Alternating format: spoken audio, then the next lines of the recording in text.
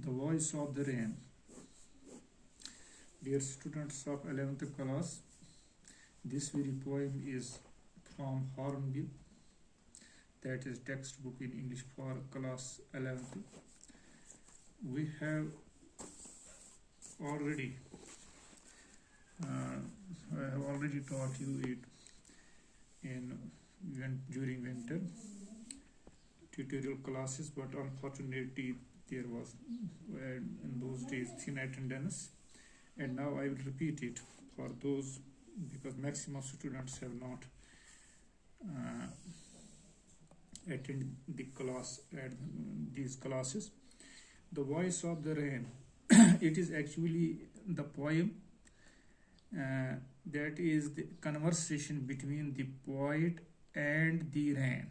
Here rain is personified as it is a person. It is a poetic device that poets sometimes give the human form to animals, plants, and non-living things, and it seems as they are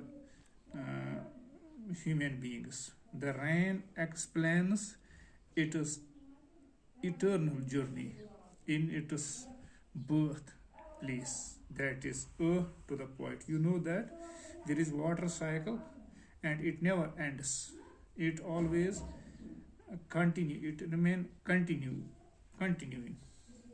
You know that due to the heat, these water vapors are arising from the water bodies and are also released from the plant during transpiration, and then they get condensed and they form the clouds, and then they form rain, etc., and they come again on the earth in the form of snow, rain, hail, etc., and then this cycle is repeated and it goes on.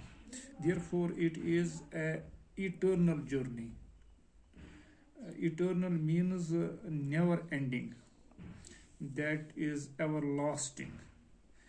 And you know that here the first two lines are the voice of the poet who poses the question to the rain, and from line 3 to 9 are the lines that are the response from the rain, and it is the rain that responds to the questions that are imposed, that are asked by the poet in line first and second. Two voices of the poem. Number one is voice of the rain, and number two voice of the poet. Here it is, you know that Walt Whitman, who is the poet, is an American poet, and he here you know that tries to explain it that how the natural phenomenon are important, and what they owes or what benefits they give to the entire human population, even the biosphere. And in this poem the last two lines are put within the brackets, if you see, because the reason is because they are the observations made by the poet and his thoughts.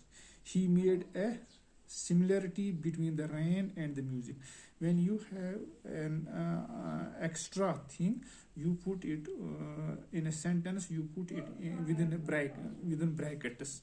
It means that it is extra thing. Therefore the last two lines here we say, for song issuing from its birthplace after fulfillment, wandering, racked or unracked, duly with love returns.